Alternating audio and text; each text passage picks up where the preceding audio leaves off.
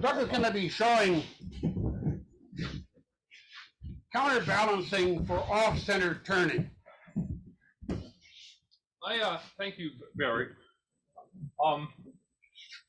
A number of years ago, April 2020, I was asked by a guy came, Thomas Morton, some of you might know him as a fine furniture guy in Lancaster County. He brought in a burl to me and he said, "Could you make something for my wife out of this burl?" John, can you pull up that slideshow? Yeah, but I'm not going to get to that picture. Well, it'll unscramble itself. Okay. Well, it'll scramble itself. This first picture. So what I want to show is I got this flat piece of burl and I wanted to make it so that it had 3 bowls in that surface. So getting it off. So the challenge of this is, first of all, getting those 3 bowls centered exactly where I wanted them, and mounting it flat, and then making sure the whole lathe didn't shake out of the shop before I got it done. There's a finished piece to show that. Yeah, okay. So there's the finished piece itself, and that was, so it ended up that way. And again, when you're presented with a piece, it's like, this piece just doesn't look right, having a single bowl in the middle of it. So that's how it came out. So one of the things I want to do, if you go through getting that mounted, and I've got I don't know what series, this is going in an order. This is after the first, is it going in any order particular, John? Or is it just... That just came up with next, I'm sorry. That's okay, no problem, no problem.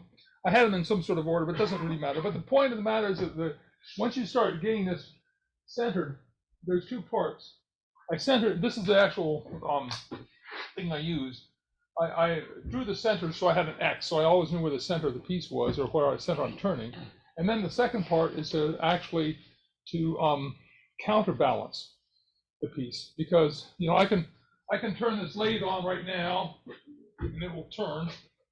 If I turn it off immediately, I've actually got it screwed on. If I turn that off too quickly, it'll unscrew itself and go flying across the room. You have to make, so that's one of those ones where you have to be careful with this.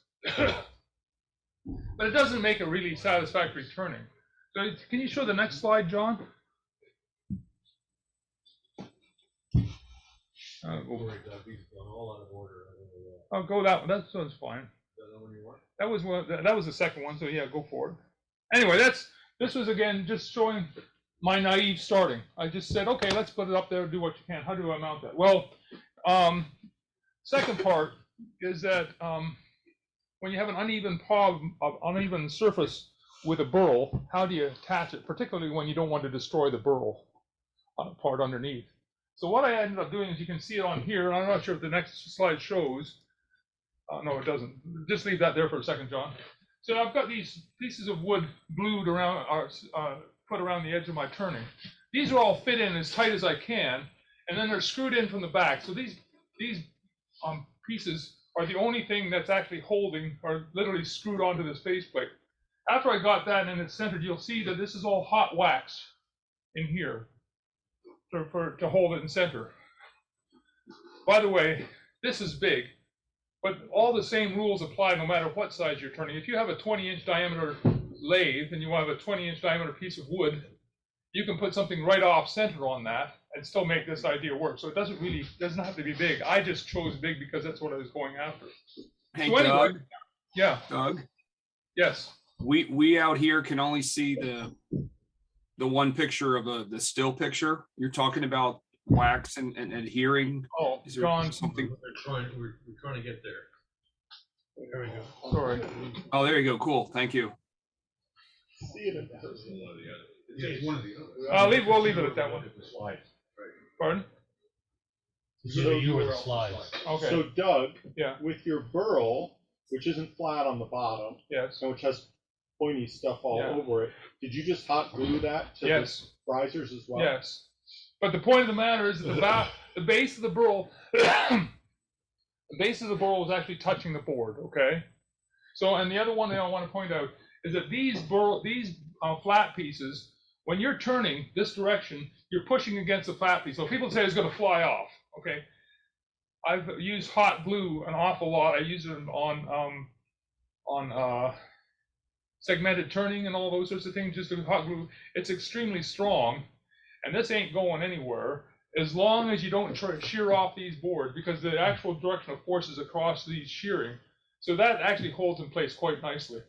And when I changed positions, in order to retain the actual board, what I ended up doing is, rather than removing the blocks every time, I literally unscrewed the burl from the back, moved the whole thing with blocks and everything around to a new position, drilled it back in, screwed it down, and did it again.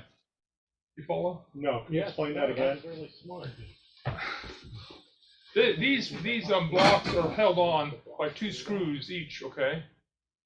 So that when I was finished with the one whole center line here, I unscrewed the whole piece. The glue stayed in place, the blocks stayed in place, so all I had to do is shift it around, drill new holes through the back, remount it, screw it back in, and then I could center it. So you can actually then use exactly the same position, move it to a new position. You're centered on the same plane. It doesn't have to matter. It doesn't matter what you do. Go ahead. Yeah. I think I understand that you're saying the glue blocks Yeah. stay attached to the workpiece. Yes. And so they move as a unit. Yes. Okay, Yes.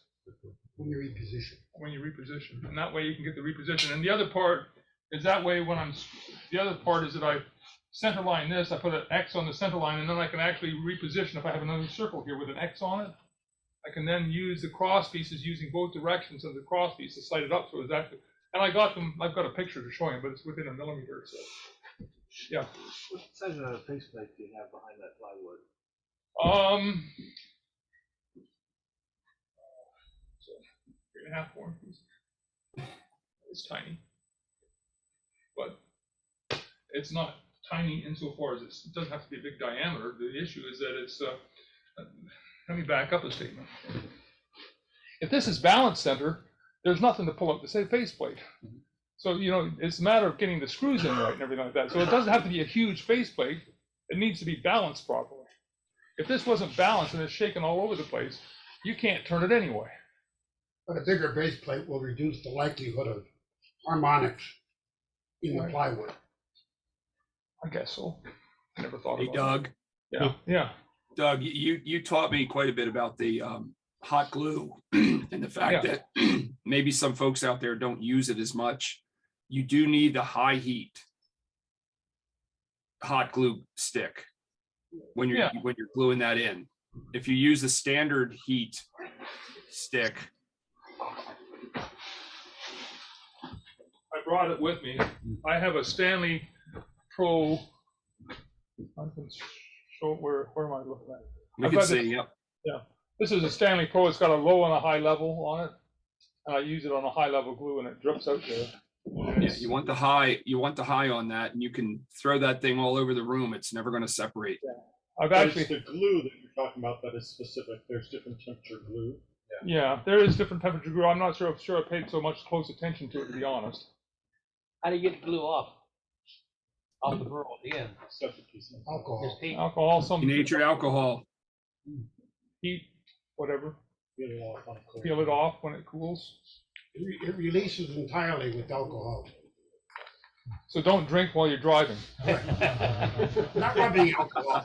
No man, I usually just set my pieces on Hey, fire. Doug. Yeah. I didn't look, but the thickness of the plywood backing plate there is 3/4. Yeah, it's 3/4 inch. And then that's attached directly to your faceplate. Yes, Okay. screwed in directly. And How then did you cut that circle, Doug, with a jigsaw? Yeah, the shim blocks are glued to the burl and not to the not to the plywood. plywood. So how did you balance it? That's part of my demonstration. Right. Surprised you didn't turn the plywood on the lathe. I did. What do you mean? Who's surprised I didn't? Well, I did. you just did a jigsaw. Well, I cut it out first, and then I screwed it up with the lathe. Come on, Ray. Come on, Barry. He's yanking it. You need to practice sharpening this gouge. So it's Do it. One rotation, sharpen. well, you can see it. In fact, if I turn this on, it'll go. But the problem is that this is a fairly unstable because it starts to shake all over the place and make everything like that. So how do you actually center this thing for balancing. Well, what you do, get yourself a drill. On the table over here. Behind the monitor. Behind the monitor. Yeah, there. Now, I got the drill there. I was looking for my washers. Now that I fucking need for them.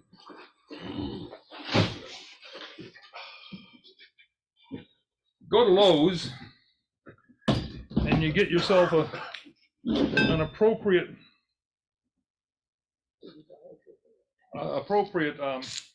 what's this, a 5/16 bolt? Drill a hole in your panel and literally put the weight on there. The issue around this is, now you ask the question how much weight to put on.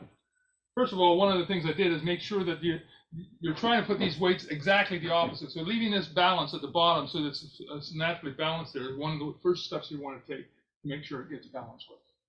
And you can see if I turn that, it's still going to the bottom. I need more weight. So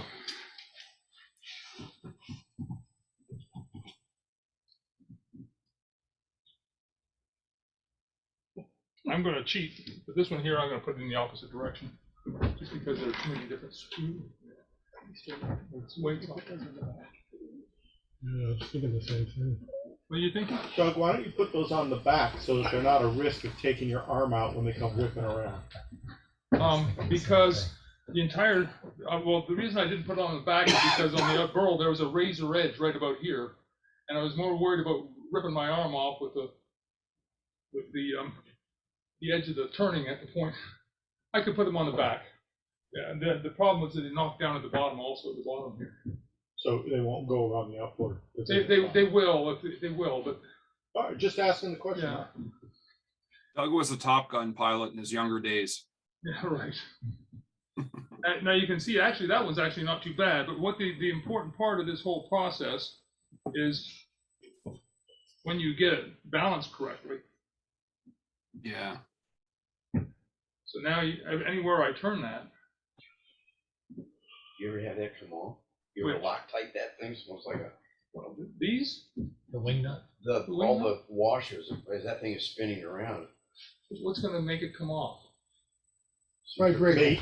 Vibration? Vibration, centrifugals and force, whatever. Global It warming. just seems like it's like a bouncing Betty landmine. Well, The lines that said you use nylon insert, not Yeah, you could do I mean, that. you Spousal wanna put- sabotage? Pardon? Spousal sabotage? There you go. You guys got all the imagination. Use Loctite. My biggest Yeah. problem with it coming off is you're talking about vibration, you're talking about those things. When bolts come off, it's generally a high frequency vibration coming through, okay? I'm trying to get rid of the vibration of the plant, of the thing. And by the way, the vibration of this is, if I have that running at 500 feet per RPM, it's only 500 hertz. That's not 500 hertz, that's 500, that's what, 600 RPM would be 10 hertz. 10 cycles per second. When it comes off, it's gonna be a lot of hertz. And again, John's comment was, when I came down here, he said, not everybody's got the kahunas to do this sort of. But yeah, Angelo, go ahead. So is it safe to say that what you're setting up is dynamic equilibrium Yeah. as this thing is spinning? Yes, It's in equilibrium? yeah, So if any one piece fails, the whole thing explodes? that would be fair enough. Yes. Is that sort of what happens in your lathe generally, though? Yes. So, what's the difference? No, well, if it's a solid piece of wood, it's the wood's fault. But if it's this thing, it's my fault. Okay, and that's why, The same amount. what I'm, pardon? What was it, go ahead.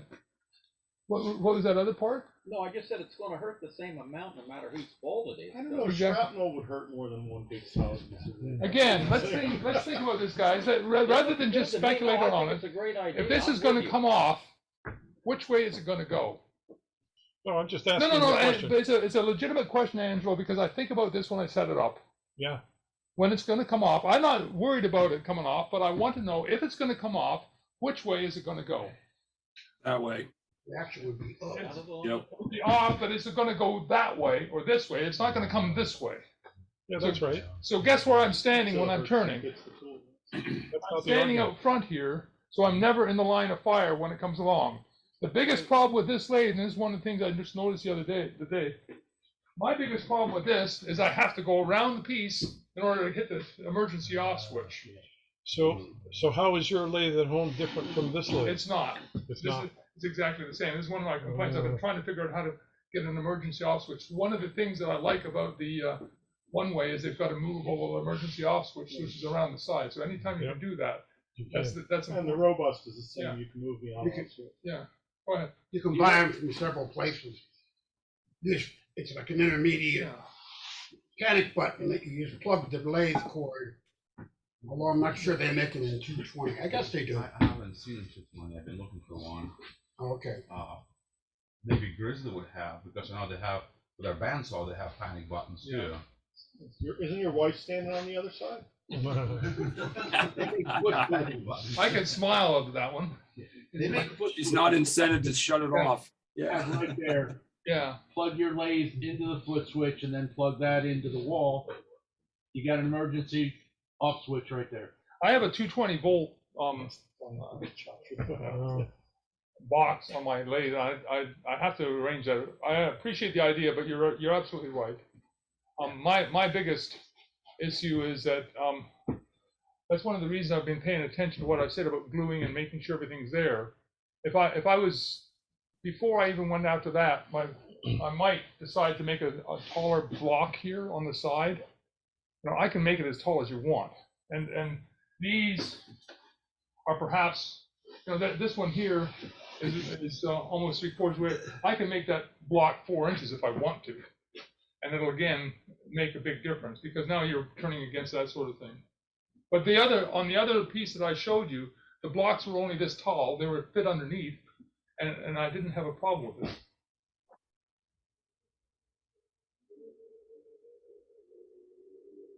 What speed do you turn at? What do you want it to be? What are you comfortable with turning? 3,000. When are you guys starting to be uncomfortable? Now, All our gear is gonna hit when it flies off. Yeah, but the point of that is that to me that's a comfortable speed right there. Okay. Which Now- was what, Doug? That was at 330, 340. Okay, all right. 230, 240.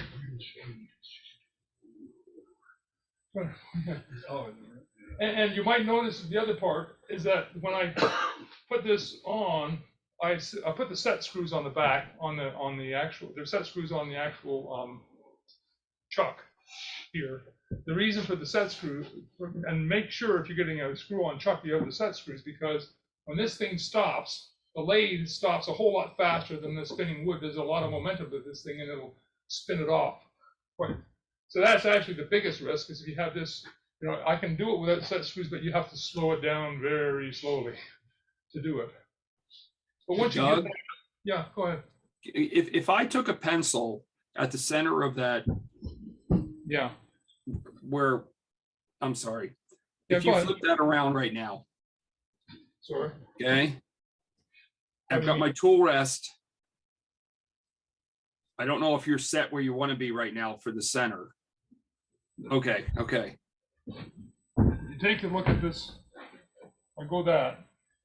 So when you're taking material away, you're not reducing one part of it more than another, that you're concerned about the balance. The only thing you're doing is taking it out of the center. So Right, that right, exactly. There's no way of taking it, running it offside. So when I want to Right. start doing that away, quite literally.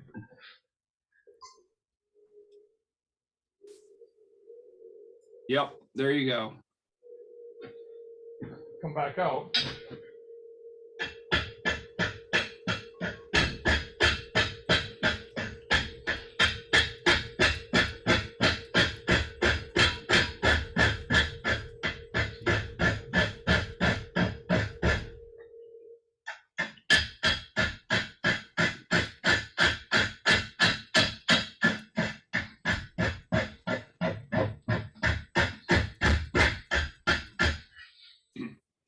So you don't have to readjust your weights on the outer perimeter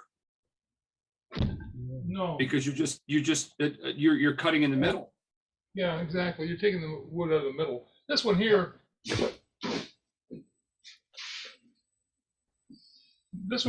I've not flattened up quite perfectly.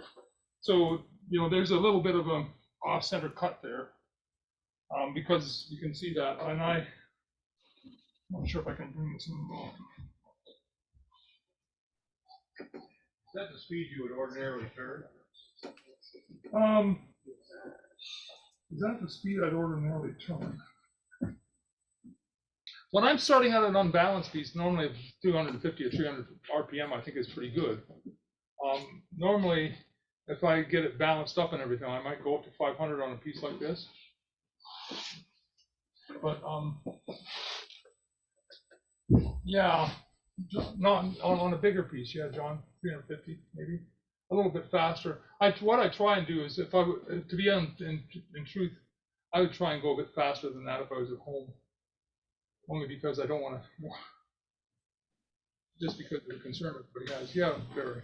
Do you do a speed test, if you will, where you're standing away from the business end here and run it up to a speed higher than you'd be operating it at? That's just what I did. Oh, okay. I thought you were talking about 500 feet. You have down around 100. At home, I did, but this time here I ran it up to 250. Oh, okay. And I was turning it 200. So just try and make sure. And the other thing that makes me, again, getting this started off and flattening out, it's going to be a little bit off balance because there's a little bit of a bump on this one side. So you're right, it might change the distribution of weight, but that's it is with any turning. When you're doing any turning, you start balancing it up and get it. And if at the end of the day, I haven't taken enough wood off of it, but you can see that's still pretty balanced. So it's not really going to hurt that much. So that was really, it's a very short demonstration of, maybe we can go back and show you the rest of how I made that other piece, John. Hey, Doug, Yeah, Jim. all you got there is an overgrown coal chuck, right? An overgrown coal chuck. No, not quite. Well, not quite, but almost. Well, Okay. what I'm getting at is you could turn an off-balance piece on your coal chuck if you use the same principles. Oh yeah. If you want to screw it into different spots in your coal truck, you're right. So, but that's okay. So this one here, again, all it's showing is that I'm starting up. What's the next slide show, John? You're all out of order. No, this is okay. This is okay. So if you take a look, go back to the previous one.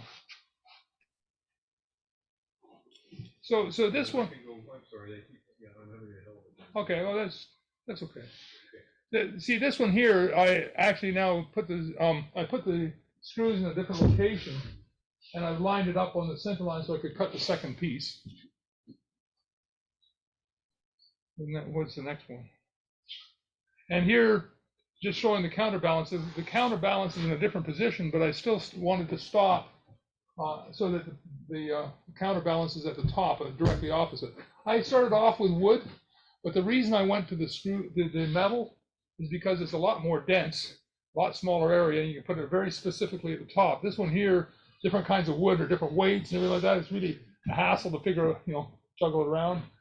These washers and stuff like that were just very, very handy to get that balance just nice. So you can take a couple washers on or off if you want to. What's the next slide, John? Yeah. So this is just what happened is once I was finished, I just put a big cloth on the driveway so that when the whole thing dropped off, it wouldn't destroy the finish that I had. So that's that part. Okay. This is the actual burl itself, the bottom of the burl. If you take a look at it, you can see 3 pegs. I just put the 3 pegs in so that I preserve the bottom of the burl. So they're just little pieces of wood with a small piece of cork glued onto the end of them. So that's Are those for feet or yeah, they're the feet. So if you turn to the next slide, I think it shows. Oh, this is what I was trying to describe earlier. See that blade going around on the top? it's you know, that scared the hell out of, and that scared the hell out of me more than anything else, because that'll cut your arm off literally. Yeah. You know, I so don't think you need a stationary piece of plywood out in front of this piece of plywood that masks off your work area. you need, well, again, we take it for granted when we're doing stuff, but I don't know how many people have accidentally slightly gone over the edge of the tool rest when they're turning. Is that, Oh, yeah. you know, how many, you know, I know I never do anymore. It only takes a couple of times. I've read in a book that could happen. Yeah, you've read that. Yeah. It's an ancient history for you, is it, Angelo? Yeah. So you can, but that's, and you can see that those blocks and these blocks weren't all that tall going in. Next slide, John. Thanks. See what I got in order. Oh, this was just showing I had lined up, so getting this lining up of the screw and the compared to where it was and centered, and actually that came in pretty close to center of exactly where I wanted on the side. So the final piece, and this one was just showing that. See, I just put the glue in there, glued it on, and then it all came off afterwards.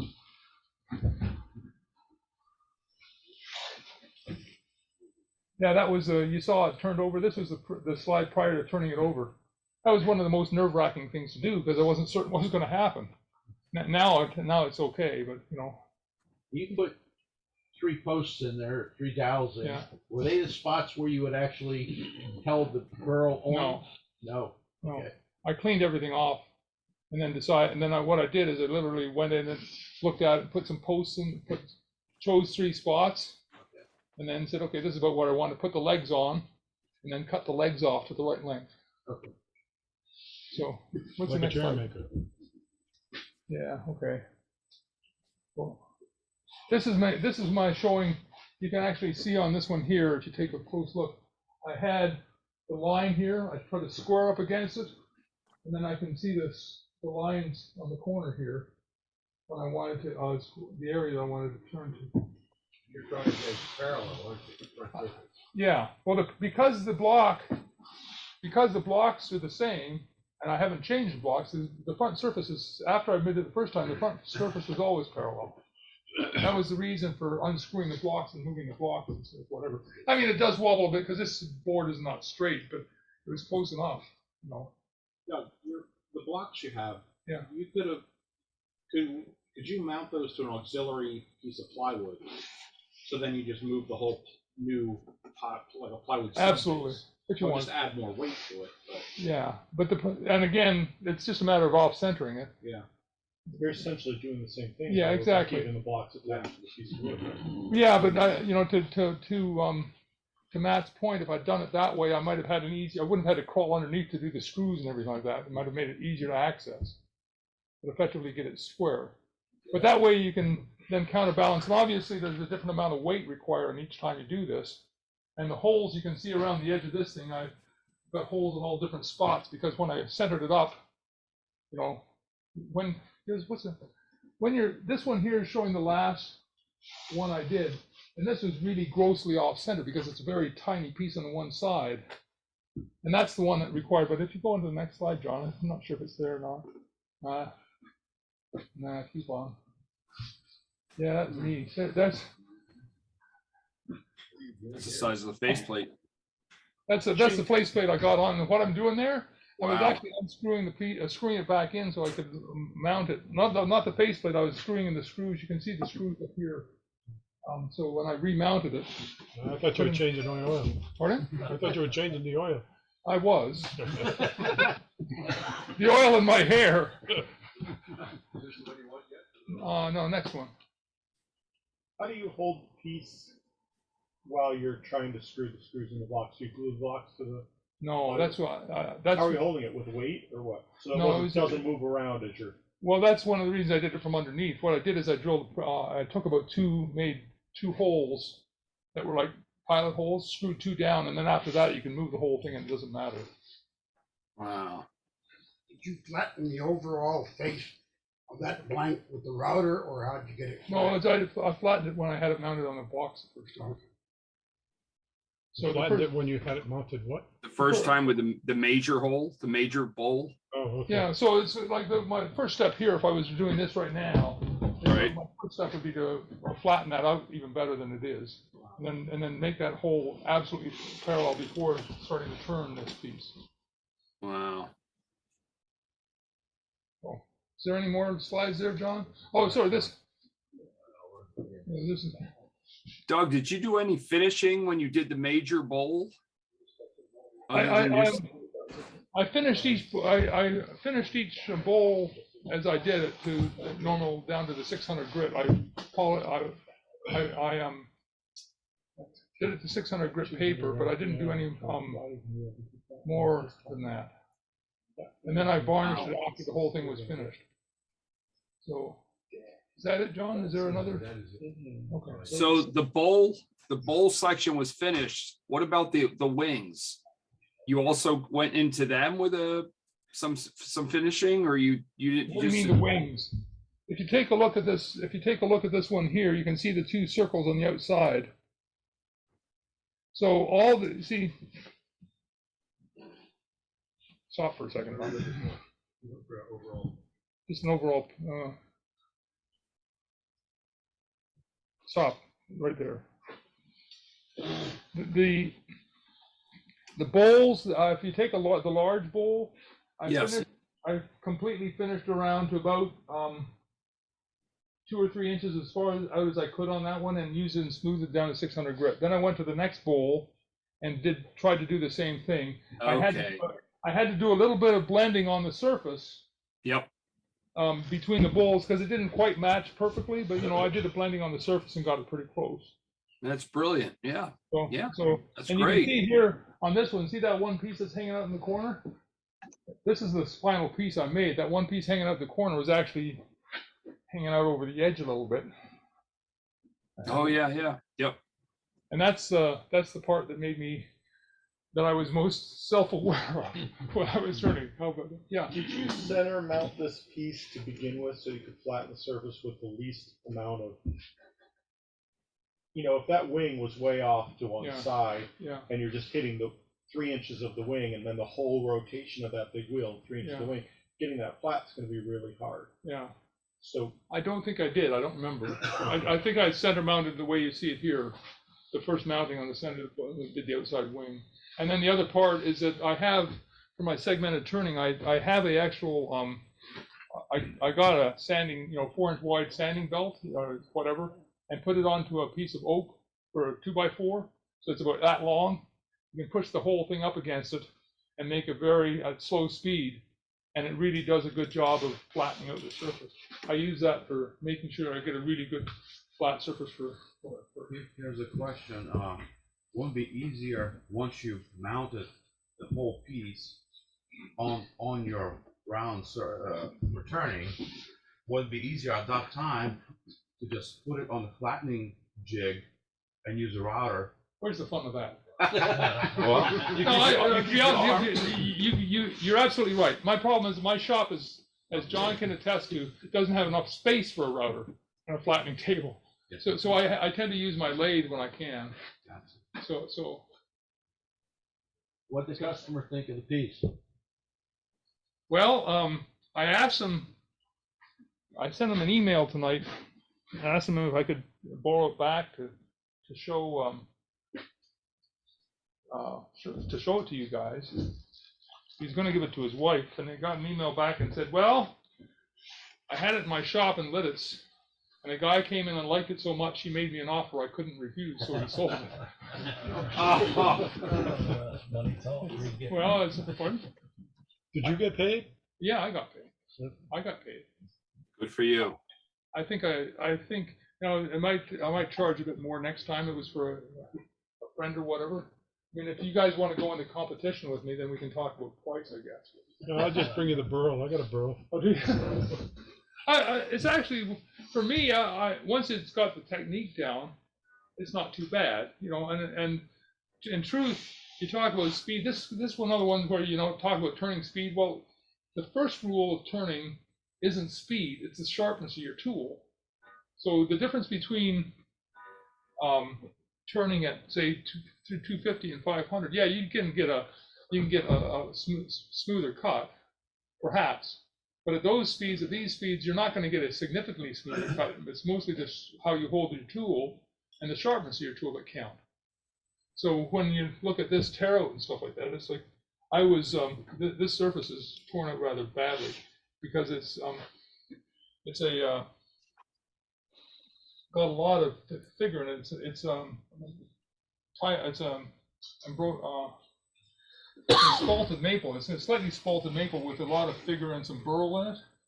And so it's really a pain in the neck to start with. And I haven't yet, it was square, so I carved this around on the outside to make the shape.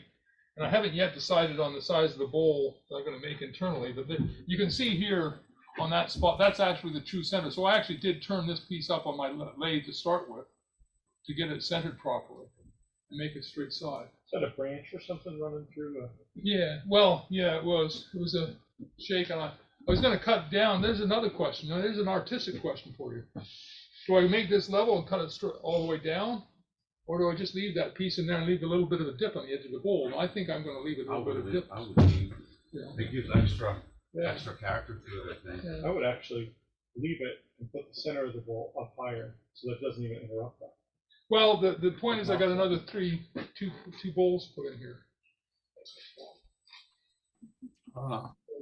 Show me how. Some light. Yeah, lights up is always added flavor. Hey, Doug. Yeah. The faceplate, the plywood that's there. Yeah. Is that collateral damage? How do you mean collateral damage? It's not damaged yet. It's not so full of holes I can't use it anymore. Oh, so you will use it again?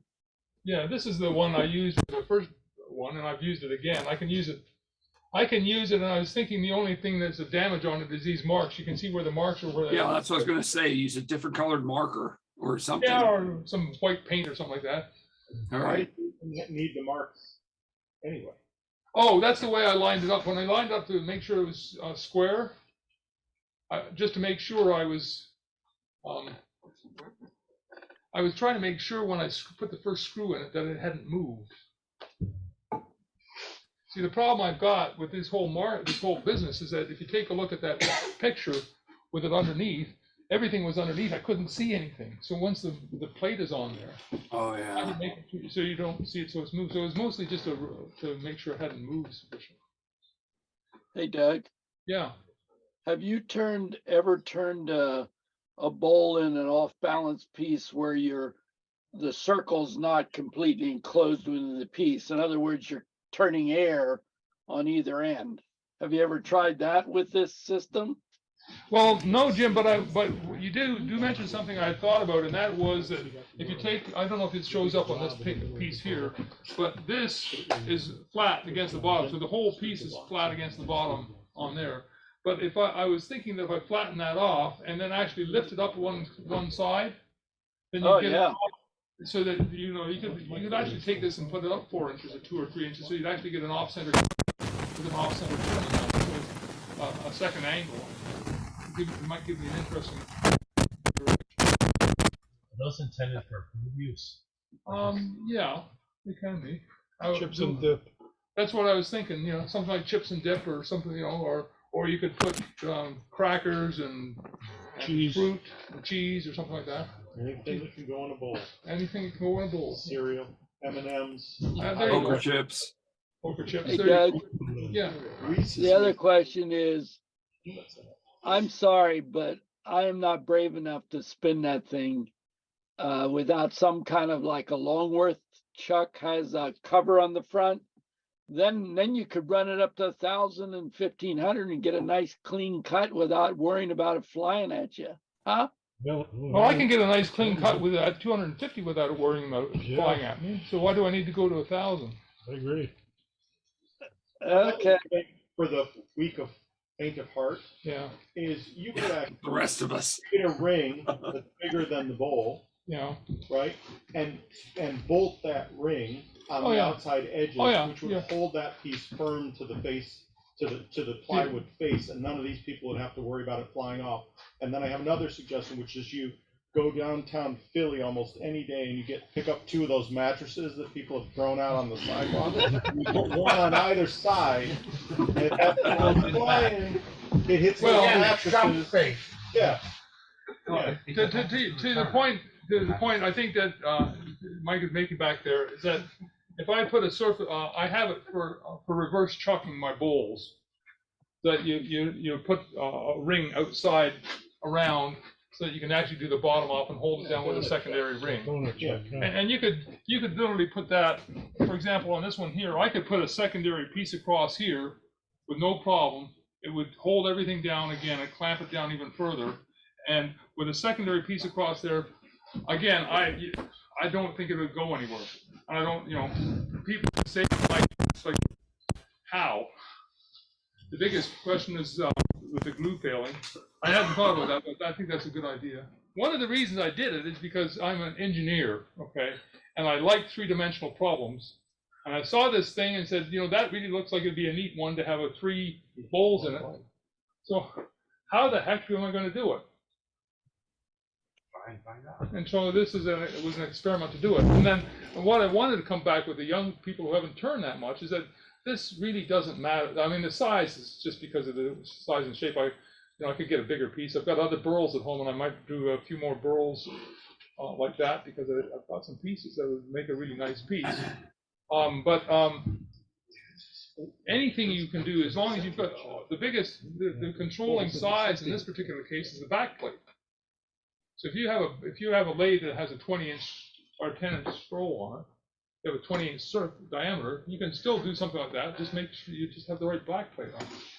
What would you think of putting the bowls on the other side? Flip the burl over, because the way you did it, it's gorgeous, but a lot of the beauty of it's hidden.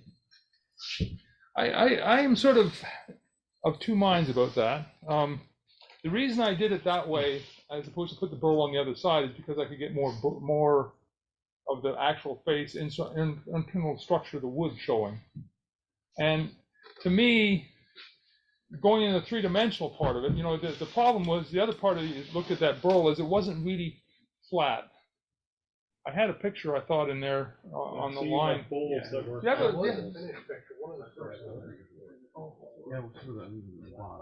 It'd be flat on the table, which would be cool, but you'd have half bowls, and the dip would run out all over the M&Ms everywhere. The chips would be all over the place. And the other thing is that what you're talking about is that because it's a bowl, you can still pick it up and look at it. So I always thought about it from the point of view from serviceability. You could set it, and if somebody's really curious about the outside, that's why, in fact, I took a lot of care to make sure that the bark was removed from that burl. I took a little, I actually went at it with a dental pick, got rid of all the little bark pieces, and then varnished that completely as well, so that when you turn it over, you got an equally spectacular piece to look at.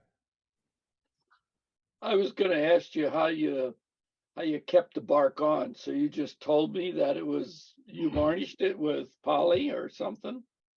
Took the bark off. I took the bark off. So if you take, the bark on the back of it was completely taken off. So the surface that I showed you there was a bark-free surface. Can you bring a picture up?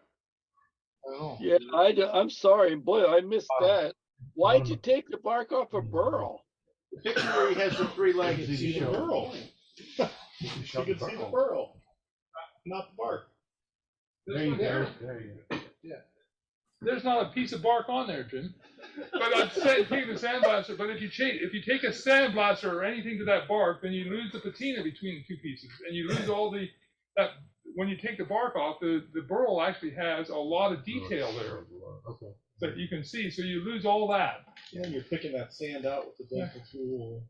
Yeah. So Doug, It's a beautiful piece of wood. The backside of that, the burl part of that is really gorgeous. Yeah, that's why I tried to preserve it as much as possible. Absolutely, you did good. Gotta show it on your top table. Sure. so wait a minute. So you take the bark off of burls? I leave it on. That's an option. Okay. I'm just making. There's some burls. This one here was just a gorgeous. When you saw it a little bit, you see all that the bark impact. But there's there are some burls where the back of it doesn't look all that great.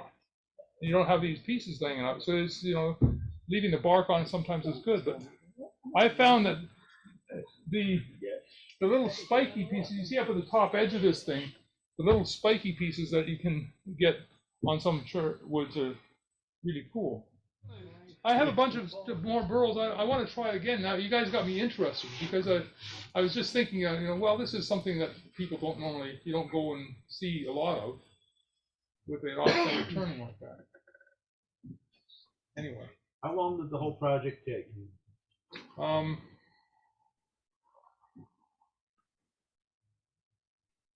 I think the reason I'm looking at my picture by phone is because each of the pictures has got a date and time on the back of it. I think it took me about a week or so. Maybe not a week full time, but a couple days once I got it in. To be honest, once it's figured out, getting it to this level here, and once you've got a sort of idea of what you're doing, it doesn't take that much longer than a regular wood turning, because all that's really happening is that you're balancing it out. But once it's balanced, how is this different from a regular just bowl turning? Well, 200 RPM. Yeah. That's the only difference, right? Yeah. Speed is a lot slower, so it's going to take you long. And I can, as I said, I can wind this up. I don't know how fast I'd like to wind it up because of the equipment sitting here. But at home. What are you afraid it's going to fly off? Is that a challenge? Flip the lathe. No, you couldn't flip the lathe over. No, it's not going to flip the lathe over because there's not, you know, the only way that this lathe is going to flip over is if one piece flies off, okay? And how are you going to get one piece off? That's my question to you. The only time something comes off and flies off on your lathe when you're turning is when you've got a tool to it. Or there's a big enough crack in it, and when you turn it on and turn up the speed, the wood failed. Correct? Yep. So there's no cracks in this piece that I know of. Uh-oh. John is eager to find out.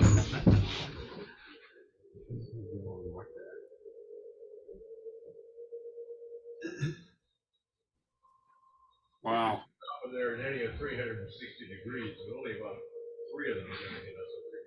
I found that Speed there. you fly straight up or straight down. I don't know why. Murphy's Law says it'll fly into the computer. But you can see, I'm holding that, the lathe is not shaking at all.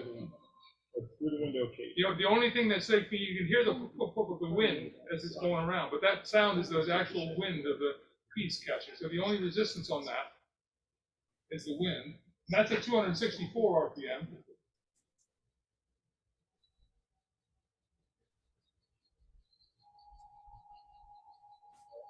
Wow. That's 300. I would go more, but it's like that 300. That's turning fast enough for me to do a decent turning on it. So, Yeah. no, I don't have a 3000. I do check which